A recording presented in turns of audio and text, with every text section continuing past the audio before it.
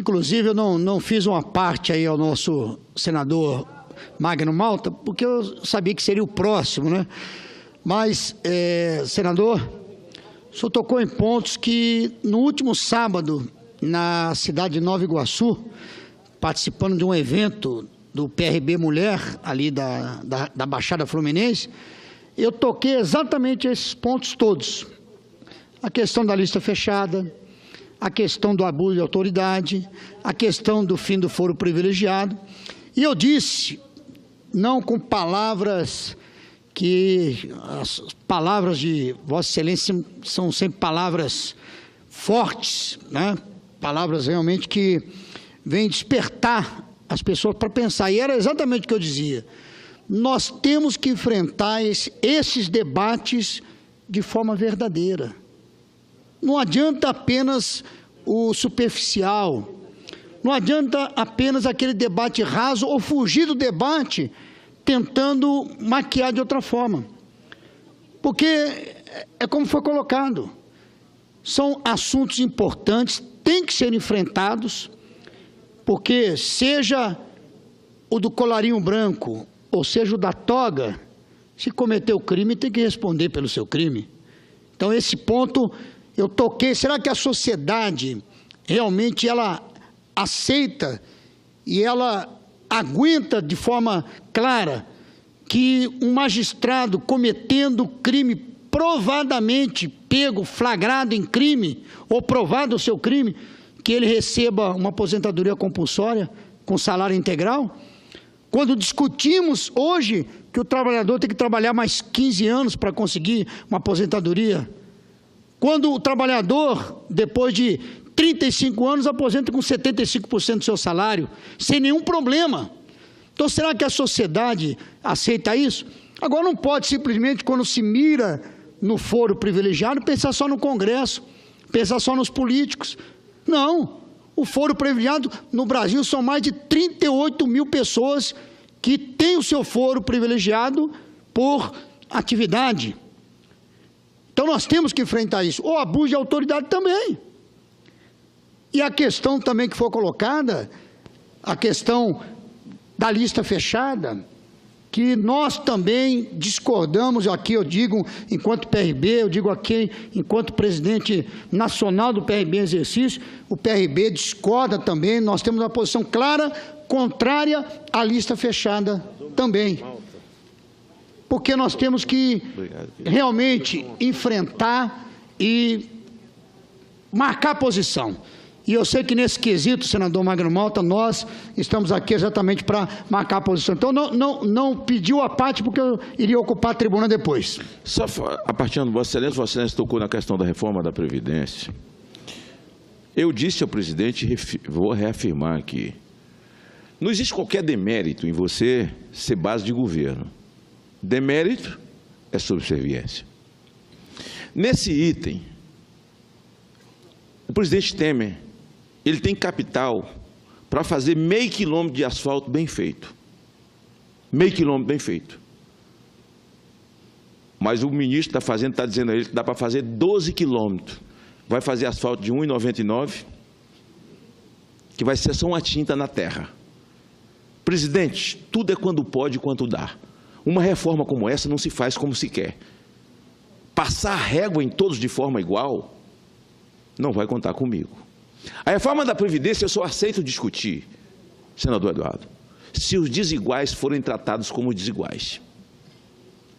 Uma servidora, uma mulher que trabalha no campo, 13, 12 horas por dia, de sol a sol, com 40 anos, ela é velha. Essa idade mínima, nós não podemos aceitar isso. Você não pode pegar bombeiro, pegar enfermeiro, enfermeira, gente que trabalha na noite, polícia. O nome nem devia ser bombeiro, enfermeiro, polícia, o nome devia ser insalubridade. Gente que está metido na insalubridade, ser tratado como alguém que tem um salário diferenciado e que trabalha no ar-condicionado. Os diferentes têm que ser tratados como diferentes. Dessa forma, dá para discutir, para se avançar meio quilômetro bem feito. E dizer ao presidente Temer, o mandato do senhor vai acabar. Deixe que outro que vier faça mais meio quilômetro. E outro faça mais meio quilômetro, mas não invente fazer 12 quilômetros de asfalto de 1,99, que não vai dar certo. Não vai dar certo. Se os desiguais forem tratados como desiguais, eu topo discutir. Se não houvesse a régua de Meireles, foi igual para todos, além de não contar comigo, eu estarei do outro lado, senador. Ok, senador Magno Malta, estaremos aqui também tratando o assunto como deve ser tratado. Uma coisa, e nós sempre deixamos bem claro, o PRB é base do governo, mas não é subserviente. Isso é bem claro em todos os posicionamentos do PRB. E aproveitando que o senador Magno Malta tocou e falou sobre essa questão da insalubridade na questão dos policiais, especialmente, o que me traz também à tribuna nessa tarde, se o senador Magno Malta não tivesse me antecedido, eu falaria somente sobre isso, a questão do foro privilegiado, a questão da reforma eleitoral, a questão do abuso de autoridade, eu estaria tocando nesse assunto mais adiante. Mas não poderia deixar de marcar aqui a posição, uma vez tendo ouvido o senador Magno Malta. Mas o que me trouxe, então, à tribuna foi exatamente a situação de desespero, de preocupação que vive o Estado do Rio de Janeiro, a cidade do Rio de Janeiro, em relação à violência. Está se mantendo a média de um policial morto a cada 2 dias no Rio de Janeiro. Com 100 e poucos dias, 101 dias, nós temos 51 ou 52 policiais mortos. Está aqui o nosso deputado Celso Panceira, está aqui no plenário, e é um desespero.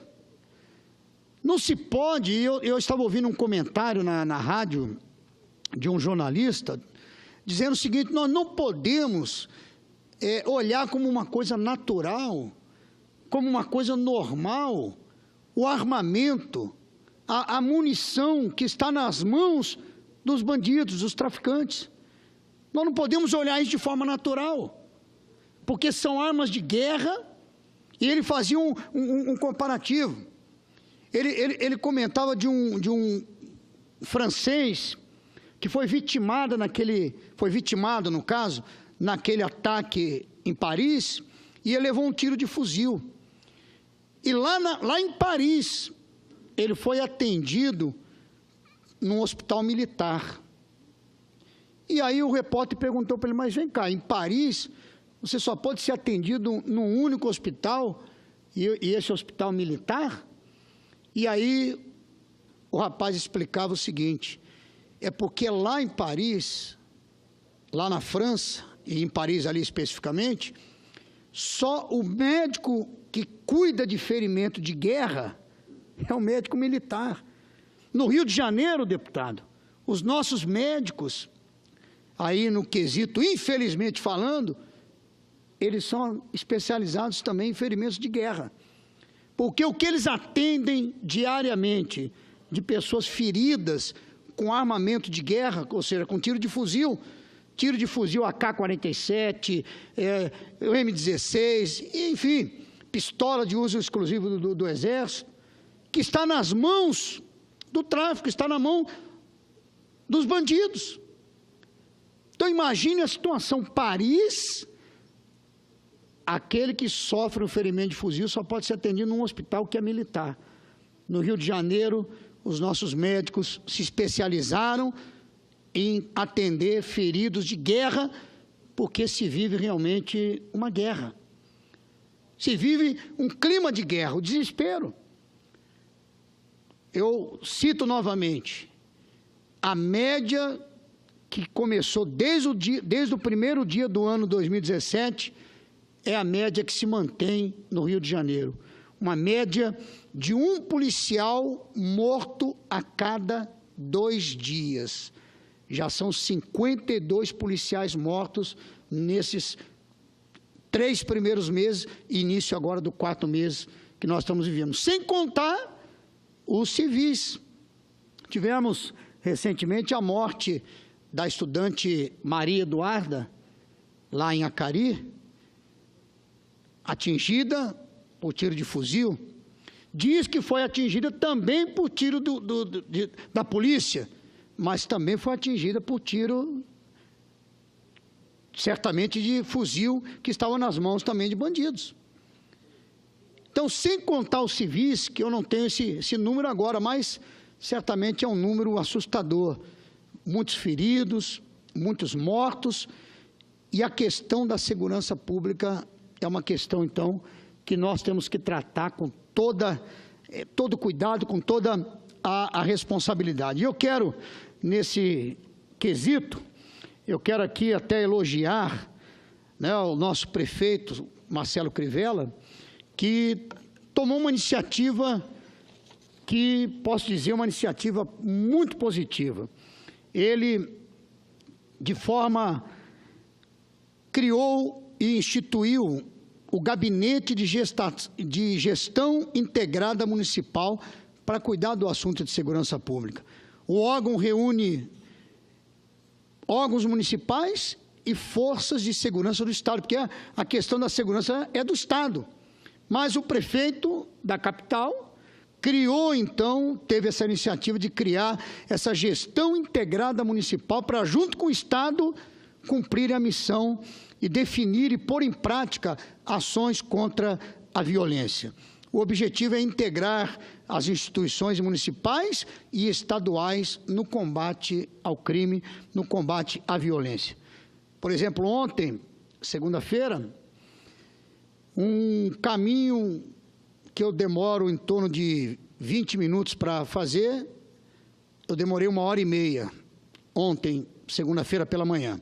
Na sexta-feira à noite, depois das 18 horas, o mesmo caminho de volta, que eu demoro um pouquinho mais por causa do horário, em torno de 30 minutos, eu demorei 3 horas.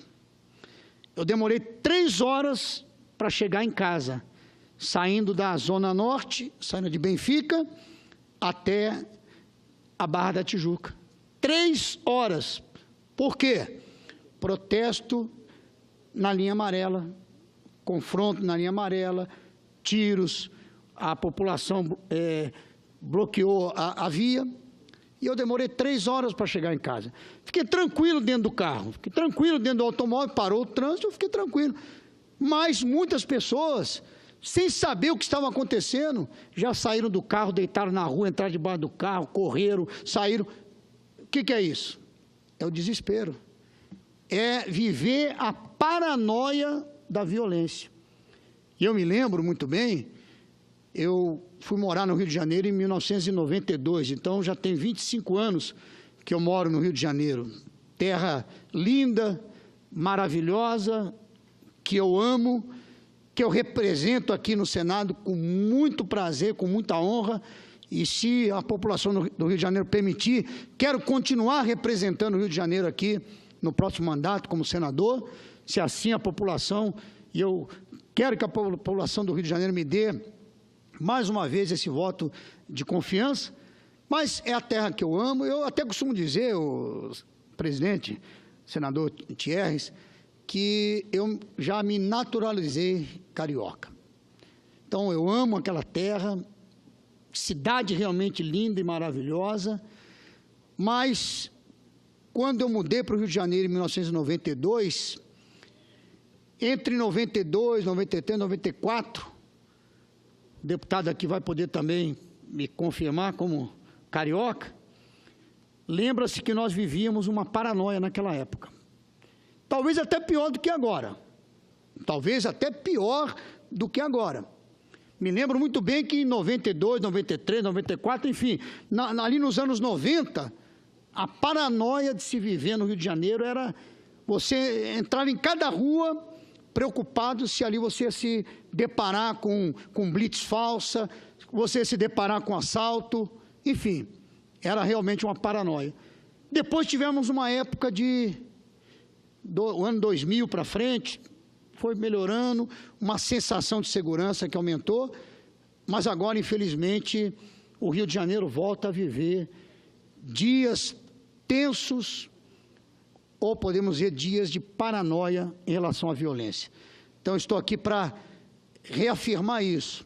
nós temos que unir esforços, o governo estadual, o governo municipal, o governo federal, enfim, a sociedade.